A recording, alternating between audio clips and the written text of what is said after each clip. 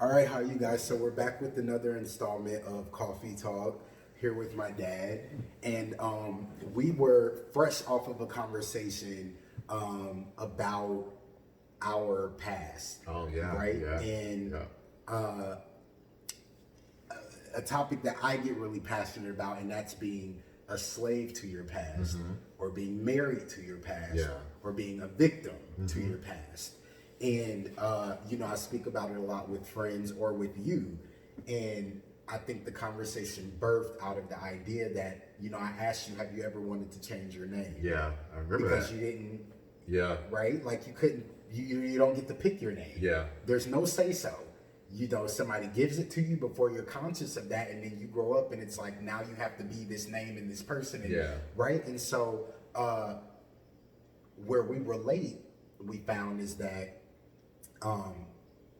both of us come from past circumstances that we eventually divorced ourselves from, Sure. in a sense, right? Yeah. Metaphorically, no longer wanting to be married to those past circumstances, wanting to create a new set of circumstances Sure. for yourself, absolutely. in your life. And so, we're both from very small towns. Not a lot of expansion, not a lot of big Yeah. ideas, whatever, you know how that goes. So talk to Yeah. me a little bit about kind of your trajectory and journey of coming up in circumstances that you had no choice over, and then realizing or becoming conscious of that, and then creating circumstances of your own. Yeah. That's a big. I know it's loaded. Yeah, that's a big one. Let me see if I can boil it down to just a few things. But I think the first thing for me, as I think about the transition I've made over the years, I think back to the time where I didn't get to choose a lot about how I grew up and your upbringing. And no one really does, right? You just kind of show up here on the planet with these people that are family members, and and the culture that you're born into, and so you don't get to choose. But at some point in life, you reach a stage of development where you do have the opportunity to choose if you so desire. So for me, I think what propelled me was I just got extremely dissatisfied with where I was in life, the results I was getting, what my life looked like at that time, because I felt like where I wasn't where I was supposed to be. Got it. So so I got dissatisfied, and that dissatisfaction led me to trying new things. So that was the awareness. Exactly. Like It was actually having to become aware that this doesn't work for me. Yeah, it was like, this thing ain't working. Like, Yeah. this thing called life ain't working out for me. So, but it was, but I came to realize that it was really more about the information I had at the time, the understanding I had at the time. Like, none of those things that the tools that I had weren't applicable to where I wanted to be. Right. So I got dissatisfied and just started taking in new information, learning new things. Maybe hanging out with different people, changing my conversation.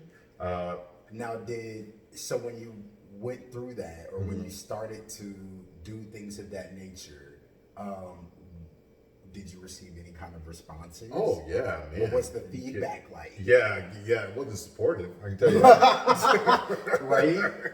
Anytime you embark on changing who you are or making a change, people around you, and I'm not, in this case, I'm not necessarily talking about close family members, Right. But people around you are resistant to you, wanting to make positive changes in your life. It's like the old saying, like crabs in a barrel. One of them's trying to crawl to get out, and invariably, yes, the others will grab him and pull him back in. Where are you going? Yeah. This is what we do. So yeah, but it was that high level of dissatisfaction that was burning inside of me that kept me pushing and growing and moving beyond the negative criticisms that you would get. One of them for me that I remember a lot was people would say, well, why do you use all these big words? Who you think you're trying to be? You talk white. Yeah, or I just get it all the time. You know, you talk white. Why are you trying to sound white? And I'm going, well, I've never understood what that means. Yeah. Number one. So get me started. Yeah. So, but you have to be resolute, I think, within your own self about what you want in your life to push through and to push past, the naysayers, if you will. It's almost like getting to a point where your vision for yourself and your highest good becomes more important than anything else. Like, crawling out of that, and when somebody tries to snatch you down, like, you know what I mean? Like, no, I will not be pulled back down because this is the vision that I see for myself. You're right. No, absolutely. And I think we've fallen into, this belief system that because you come from a certain place, you have to take on all the characteristics of that place or that culture that you came out of, and that's you for the rest of your life. The undevoted, loyalty. Well, he forgot where he came from. Well, what does that mean? So I think in that way of thinking, in my view, doesn't allow either the person or people that are in that environment the space to make change, within their lives. So because that says that it is wrong to change. Exactly. Yeah. So I think for me, again, I was super dissatisfied at that time in life with where I was, the results I was getting. I had goals that I wanted to achieve, and some of it is you look around and you go, oh wow, well other people are doing this.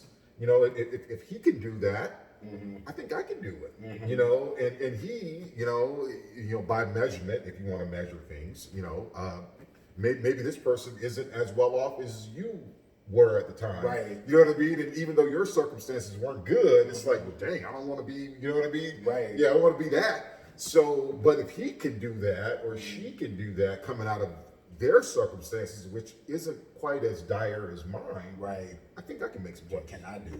Exactly. So, was it difficult for you recalibrating is what I will say to a lot of clients when I do the read. But was it difficult for you to recalibrate? What sort of things come up for you?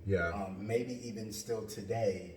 I guess what I'm saying, are you ever haunted by your past circumstances, and how do you deal with that? So, for people who want to break away, but they're like, I really want to, but I don't.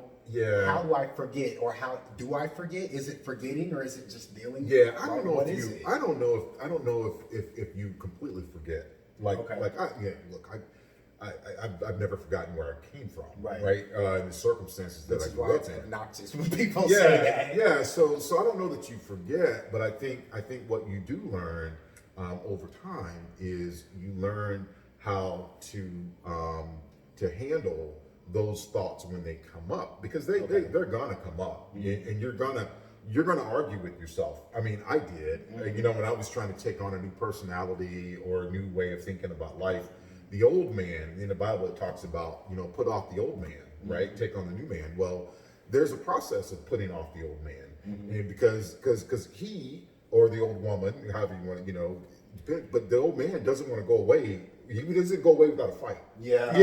So there's a process, and I would say one of the things I learned going through that process for my own self was to be a little gentle with yourself. Okay. And that as you're making changes, aside from others around you that might have an opinion, even your own harsh opinions, internal opinions of the changes that you're trying to make, be a little softer with yourself and a little gentler with yourself, and let it be okay to make those changes gradually, in small steps. Don't try to go leap off the, the Empire State Building and fly. Right. You know what I mean? When you haven't went to flight school just yet. Right.